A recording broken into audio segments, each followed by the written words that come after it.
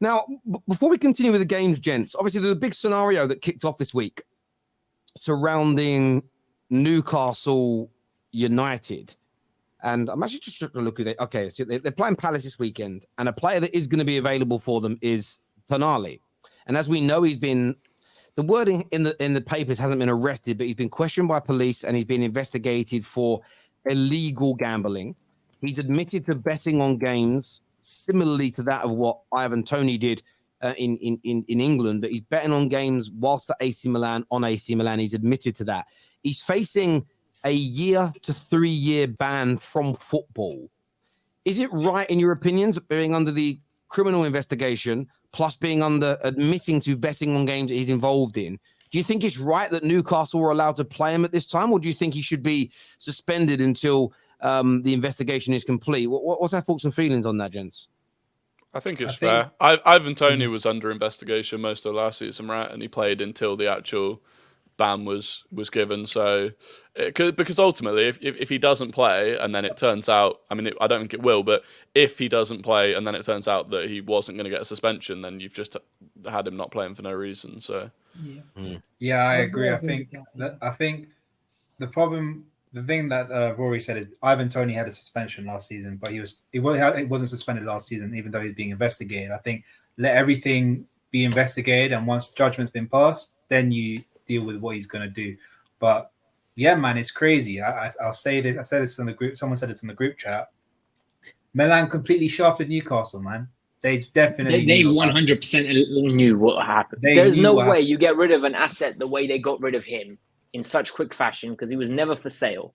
And best all of player, a sudden now, their best player, a Milan boy, and he goes for relatively easily.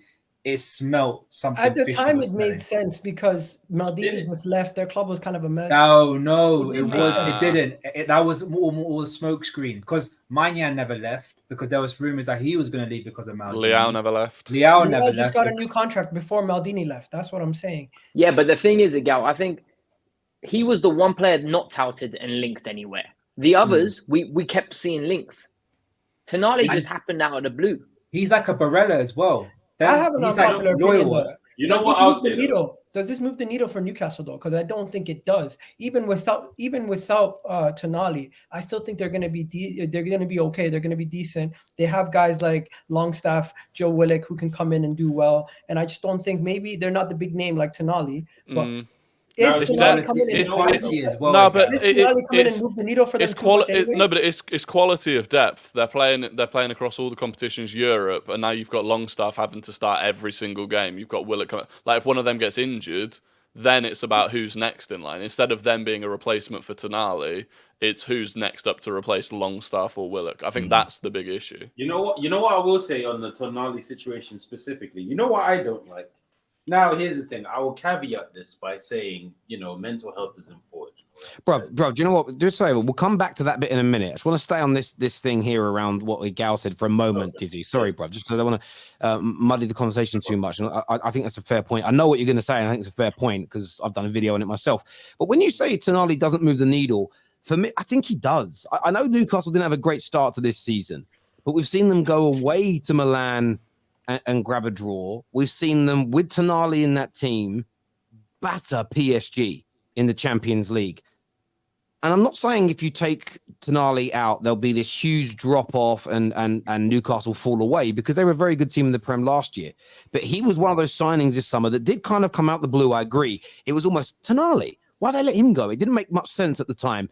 Maybe now, as you say, Ram, maybe AC Milan got wind of this and thought, we've got to get rid of him now so the ban doesn't impact us.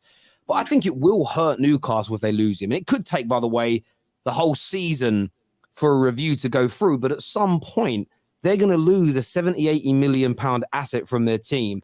And I think, listen, part of me feels a bit sorry for Newcastle. I see their fans outright defending him and he's unwell and all of this. I know we'll move on to that in a minute. And I understand that.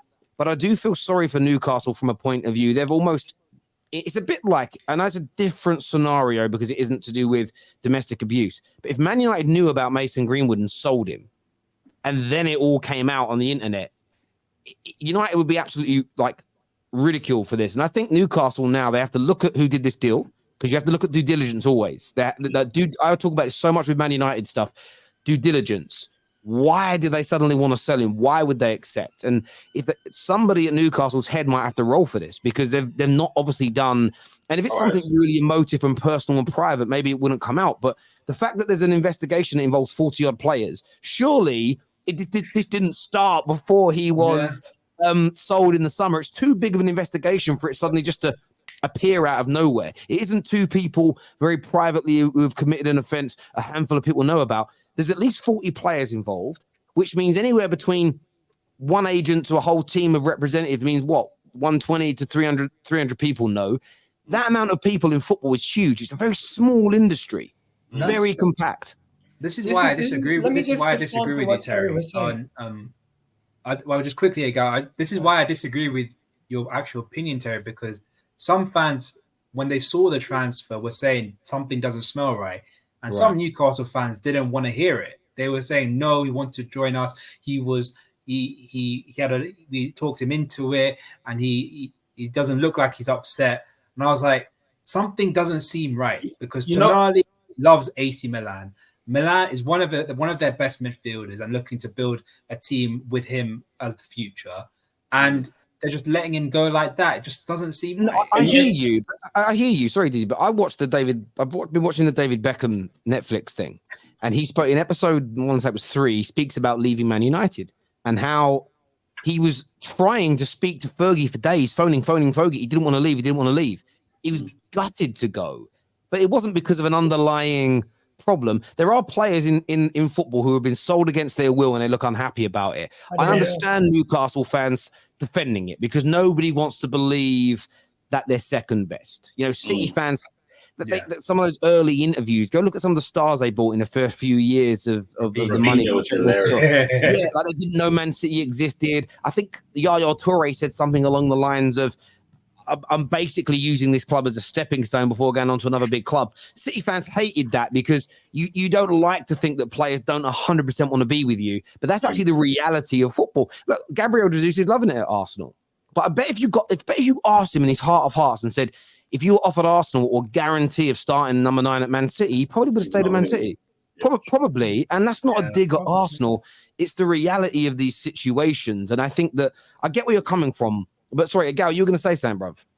I was just merely saying Tonali at this moment in time, strength and depth. I hear you, Rory, but I feel like they're going to manage. It's so early in the time that they've just brought him in. He's been kind of being rotated in and out of games. Every time I've seemed to have watched Newcastle, I've seen him get subbed off after 60 minutes or subbing on for the last 20 minutes. So he's not entrenched himself as a key part of that midfield yet. So it's not going to be as big of a loss as if he was there for a couple of years. Like if they lost Bruno Guimaraes right now, it would be a much bigger loss. I don't think they'll manage. For a year. Even like the likes of Joe Linton, because he's been there for at least a year and he's been a key part to the team. That's all I'm saying.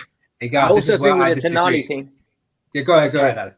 I also think with the Tonali thing, the price tag is influencing a lot of people's opinions of him. If he joined for 20 million, I don't think there would have been the eyes on him and the exaggeration from Newcastle fans of his performances. He'll do the most basic thing. There's a whole hoopla. Oh, look how good Tonali is.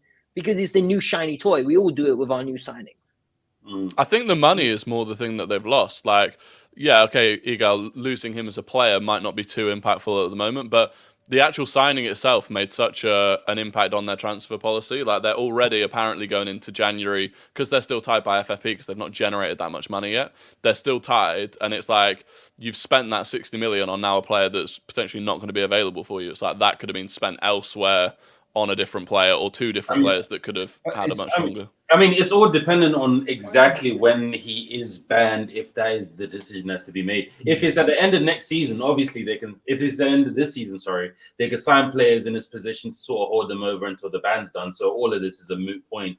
But if he's banned, let's say from January, I'm sure they'll miss him by April. I want to know, can they do an investigation on AC and find out if they knew?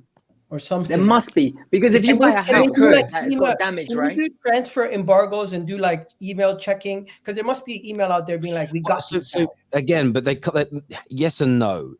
the FIFA and UEFA and the FA can't, because it's a business matter. Like, for instance, there's no regulator. Okay, so when it comes to banking, I know this industry, the FCA, the regulators, can come in and go for everything. But if there's no regulation, there's no body that can come in unless there's a criminal activity. So you'd have to have proof that AC Milan broke the law. Then the police essentially would be able to look at those emails. It's like with Man City's investigation, because they're not broken any criminal laws. The UEFA and the Premier League are asking for access to their emails, but they're just saying, no, why would we give them to you? We don't need to, because it's a civil matter. So yeah, there's no real, again, unless there's proof that AC Milan have broken the law, there's little that they can do around this. So if there's proof, then yes, because again, I suppose, is it illegal to sell somebody under false pretenses? You might, there could be a legal loophole in there, but I'm not a solicitor, so it's very hard to know. Plus, this is Italy, bruv. Do you know what I mean? I wouldn't want to mess too much with what's going on over there. That's all I'm saying. We've all seen the films. I'm only joking. That's normally in the south anyway. But Dizzy, you were going to say something earlier about this part of the situation that annoys you. Yeah, here's what I don't like. Now, again, I'm going to preface this. Mental health warriors, don't come at me. Mental health is important. Protect people's mental health, blah, blah, blah, right? But what I don't like is he got caught gambling. He has a history of gambling. Now he's mentally ill. He's got an addiction. What I would argue is, if there's 40, 50 people involved, this is just daily practice. They just didn't think they'll get caught. And when they got caught, now obviously the easy plea. Okay, let me put it to you like this. Now, I don't condone drug use, and I would never use drugs in my life. Stay away from drugs, kids. If in the event I was so happened to be carrying drugs and I got so happened to get caught with them on me, what is the first thing I would say? I'm not selling them, I'm using them. I have a problem. Help me. Tell me I'm wrong. That's all I'm saying on that. Yeah, I spoke about this the other day. I've got no problem with the media, no problem with Newcastle, no problem with fans treating him as a victim in terms of the gambling addiction. Doesn't mean any crimes that he's committed or rules he's broke shouldn't be punished, because then, again, it's the can of worms it opens. Somebody starts taking a certain type of PED and said, well, I'm not cheating, I'm just a drug addict. Does that enable, like, what other types of cheating or breaches of rules would that open up? So you have to have rules still. And I appreciate that people are addicts, and I sympathize with them. My biggest issue has been the way Tonali is being, and I want to preface this by saying how Tonali is being treated is right. And I don't want him to not be treated this nicely. I'm just disgusted at how poorly Ivan Toney was treated in return. And I speak about this a lot.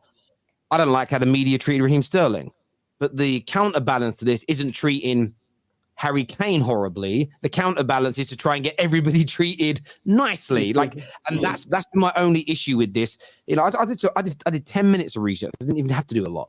You know, like Ivan Toney was, restaurant owners wouldn't let him in after he got caught. Do you know his car insurance company wouldn't renew his car insurance once he got caught? By the way, he broke no laws. He just gambled. He broke nothing criminally wrong and was refused car insurance, refused entry into restaurants. Even this summer, when Arsenal were linked with him, headlines, Arsenal linked with £80 million disgraced footballer. I'm not seeing that same energy for other. And by the way, there's a guy at Nottingham Forest who did more betting breaches, more against his own team, and more against his own team to lose. And he not only didn't get banned at all, he only got a 5-month ban. It was suspended. So the whole process, that's the bit of this that's wound me up. But I want to preface it again by saying I'm not angry at Tonali. I don't want Tonali to go through any problems. I just think it demonstrates and highlights a huge bias that still exists in this country, especially with our media. It's an absolute disgrace. Terry, is it worth just waiting on to see what actually happens in terms of the ban he gets if he's proven guilty? Because then, I know by the media you do have a point, but when it comes to the FA, I think they use Toney as an example, and it was clear about that. And now let's see if Tonali is guilty, if they give the same level of ban or even further. Because yes, the media, I hear where you're coming from with, especially in the private life, like, as you said, all Toney did was gamble. And yes, it was wrong in the laws of football in terms of his profession, but it's not like he broke the law. He was just, gambling, and he had a gambling. Toney did lie, though, and he confessed to that himself. And I don't know how much of that escalated his punishment. They also Sorry. They also messed up. They basically punished him twice by releasing the information before the World Cup, subsequently losing his World Cup opportunity before this whole situation was even done. So that in itself is another punishment they should have never done. The thing is, though, with him lying, is one of the biggest traits and actions that addicts have is lying.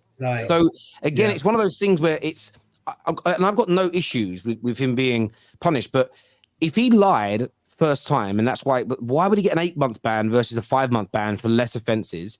And why would he not be suspended when the other person's was? I don't think lying about an addiction, which I haven't watched the show that he did with Steve, is it Bartlett? And I should watch it really, but I can't imagine it's something. I can't imagine it's something Ivan Toney's proud of. He's probably like nobody that I've ever spoken to that's had an addiction is proud of it. So it's not him lying. It's fairly normal. Again, it's not like he's lying about a heinous criminal offense where lives have been irreversibly damaged. It's people have got to wise up. It's a bit like I see a lot of weird moral outrage sometimes. Like someone will break the law, like do something disgusting, but go, but you had a player once you cheated on his wife. How are you comparing cheating to like killing someone in a car? The world's gone a bit mad with this sort of stuff. It's crazy to me. But Terry, I've just got a quick question on this. Is it the FA that's actually investigating it, or is it just UEFA in general? Well, it's the whatever. It's Italy are looking at it. The question is the ban is probably going to be like Ivan Toney's because he couldn't be loaned out. It is going to be a complete football ban, so he won't be able to play for Newcastle either. So do you also think maybe Tonali's got better lawyers? Yeah, came up with a better story. Probably. Like, do you know what I mean? You can argue, maybe not better lawyers, but you can argue they've gone. What Toney should have done is come straight out and said, "I'm a victim," as opposed to like you can learn from these things. You know what I mean?